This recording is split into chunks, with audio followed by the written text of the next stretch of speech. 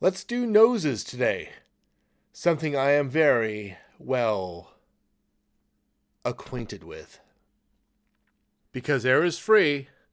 Because air is free. Hi, my name is Brandon Marino. I'm a cartooning instructor going on 7 years now. Currently teaching BACCO, Brandon's awesome cartooning class online. If you want to know more about the class, in the description below, there's a link to my website that will give you all the intel on it. This, hence the name BACCO on YouTube, is kind of a taste of what I do in the class. It's not obviously the class itself, but little bits and pieces of what we do, and more importantly, the fundamentals of how we do it is essential to BACCO. And here, we're going to be doing noses. You know, this thing right here. This big old honking nose I've got on my face. I know it all too well how to draw a nose because I've got one, a big one. Don't think of this as drawing a nose. Think of it as designing a nose. When you create a character, and obviously a face for the character because I don't know why you would have a character without a face. Well, I'm not judging you. If you want to design a character without a face, it's up to you. But if your character does have a face, the nose lends itself more to the personality of the character than you might think. Yeah, people think about the eyes or things like beards or mustaches or hair. But the nose, you don't forget about the nose. If you look at some of the characters you love the most, they have very distinctive noses. And depending on the shape of the face, you're going to draw the nose in a particular way. And I'll show you how to do it. I'll show you where the nose begins, where it ends, how it relates to other parts of the head and the face, like the ears, like the eyes, like the mouth, and the actual shape of the face, from the top of the head all the way down to the chin, all the way back to your earlobe where the jaw hinges. The nose you choose has to match that particular face. It sounds complicated. It's not. Let me show you. All right, this is what I'm talking about here. I've come up with 7 noses. I'm not great at math, but I can count at least up until 7. Yes, 1, 2, 3, 4, 5, 6, 7. 7 noses. If you notice here, and let me use a color that is not offensive. Well, that's a good color. This is more of a cartoony, pudgy nose. Not really a pudgy nose, but almost like a bulbous nose. More of a hook nose, more of a Roman nose. A nose you might find on a female. Just a regular, basic, curved nose.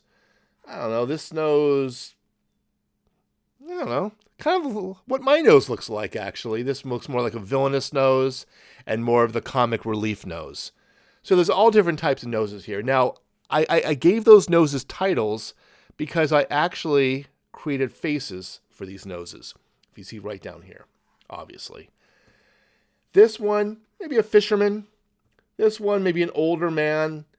This, maybe a thug, female, or young child. More of an everyman with a square jaw.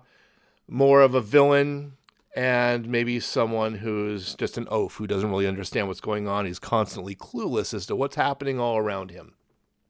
If you notice, the nose really does help sort out what kind of character you're designing. Let me, should I do this in red? I'm going to do this in red.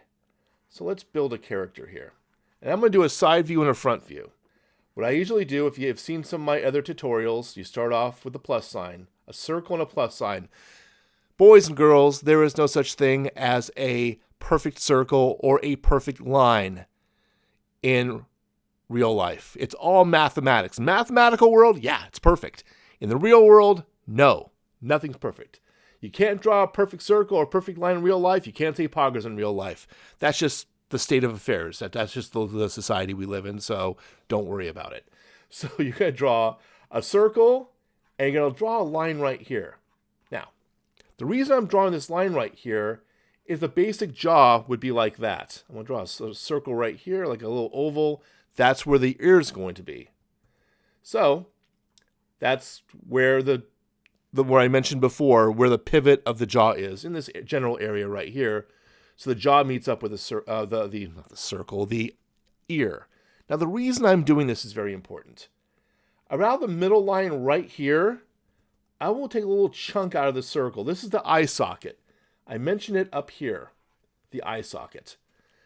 It's important because that's where the nose begins. Even if you have a nose, let me make this a little, even if you have a nose, like this nose right here, even though it looks like it's ending right here, it's not. It's just kind of curving up and becoming part of the eye socket. The nose always ends up here. That's why I drew this line right here. The nose always ends at the top of the eye socket, right where, say, your eyebrow is. So if I'm drawing, say, a straight nose, what I'm going to do at the bottom left-hand corner, I'll start right about the top of the eye socket right here, and I'll draw a line straight out.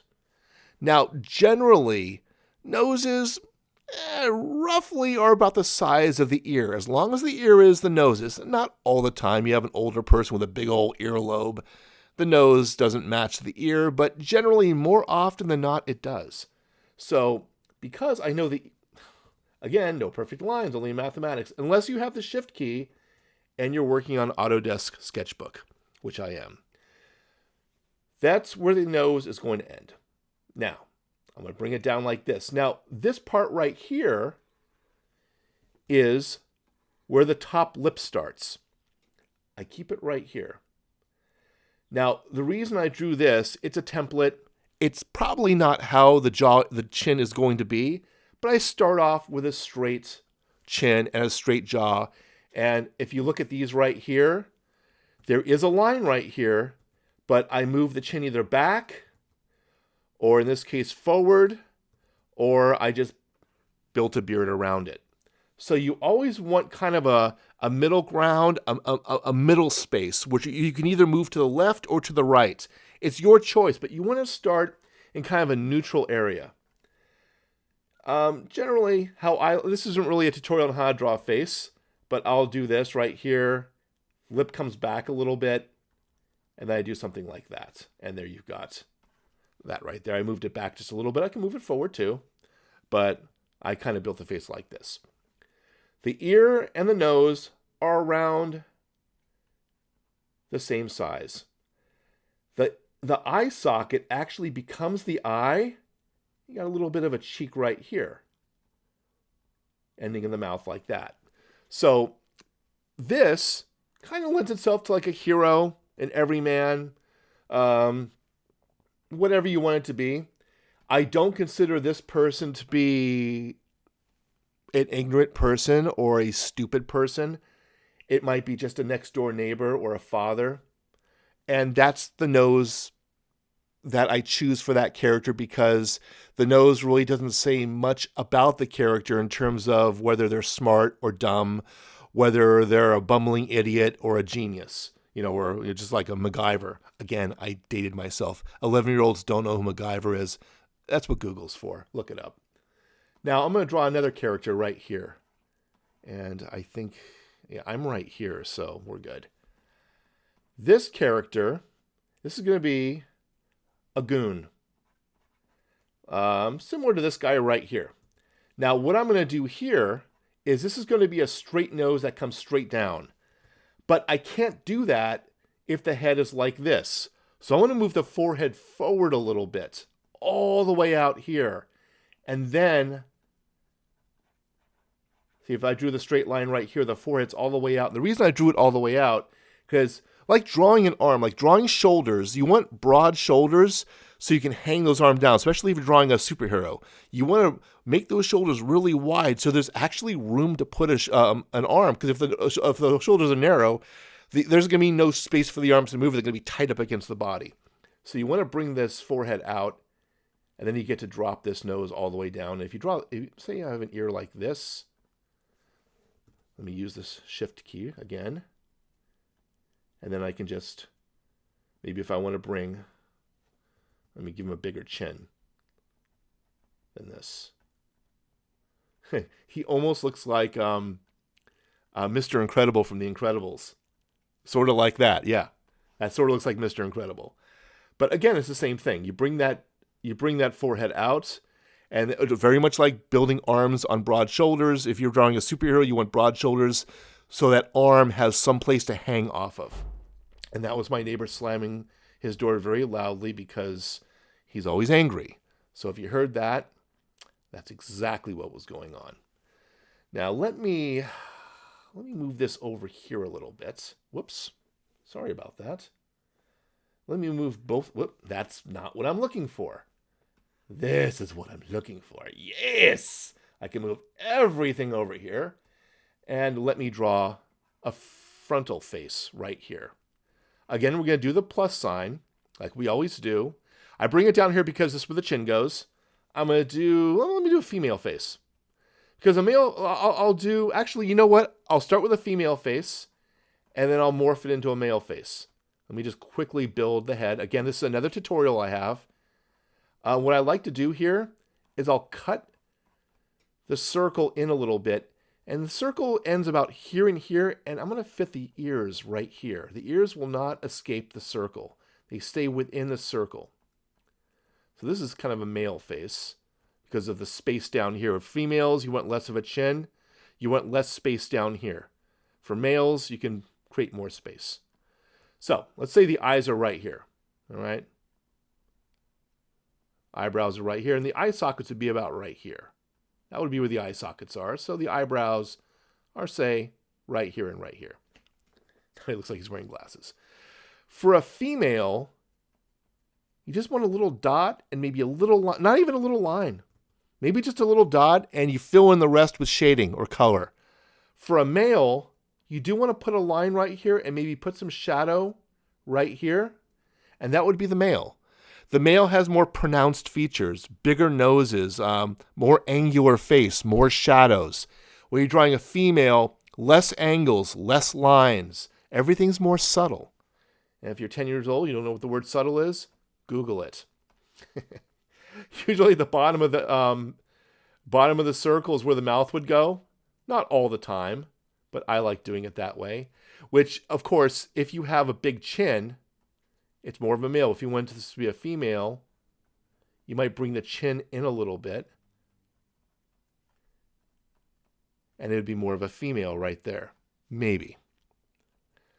So when you're drawing frontal on a male, make sure you get that line in there that goes all the way up to the eyebrow right here. For a female, not so much. Let me quickly erase that. Whoops. Took out half the face. And it would be something like this. Let me get that back. Well, there it is, and there you go. How to construct a nose.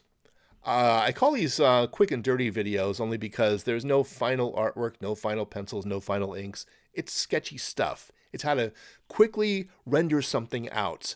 Quick and easy that immediately adds some value to your character. In this case, noses. Don't forget the nose. As I showed right here, the nose goes a long way in fleshing out your character. Think about it this way.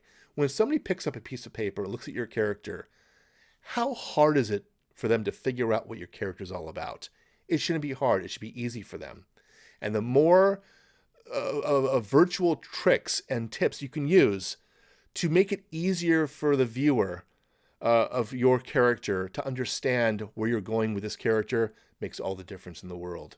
So, hope this tutorial helped you out a little bit. If it did, okay, I did it right there. Usually I'm on this side.